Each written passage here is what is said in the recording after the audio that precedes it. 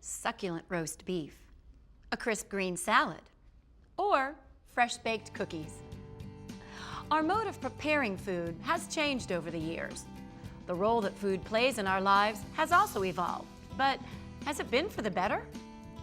In Consider the Fork, B. Wilson muses that, given the prevalence of sharp knives and the increased danger of burns, kitchens are actually violent places. But it's from this rather dangerous place that culinary delights of all kinds emerge. Wilson considers the various tools we use to prepare and eat food and wonders, do they really make our life easier? In some respects, yes. But in most modern kitchens, we still draw on the tools and techniques from the past. Food not only is delicious, but it brings with it nostalgic memories. A simple whiff of chocolate cake can evoke images of Grandma's house, and eating it just makes you feel good. But can you have too much of a good thing? David Kessler thinks so. In The End of Overeating, Kessler studies the effect that the food industry, and our own brains, has on our eating habits. He suggests ways we can control what we eat and how much. Studies show that since 1980, Americans' weight has steadily increased.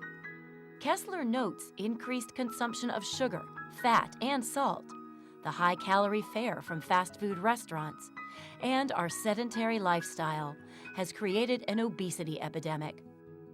He contends that the food industry continues to feed our desire for foods that taste good, but aren't necessarily good for us.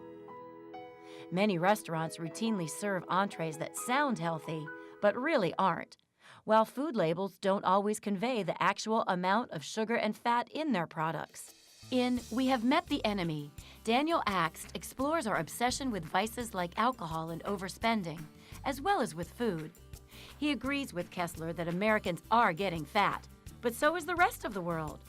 It's not that we lack willpower, but rather that we have more temptations. So, how do we control our vices like overeating and drinking to excess? Asked recommends seeking help from others and changing your environment. If you know you'll eat cookies if they're in the house, don't buy them. If you're distracted by texts or emails while you work, disable those programs, at least temporarily, so you can complete the task at hand. As Ast says, self-regulation will always be a challenge, but if somebody's going to be in charge, it might as well be me. For more reading you can sink your teeth into, take a look at The Middlesteins by Jamie Attenberg, a story about marriage, family, and our preoccupation with food.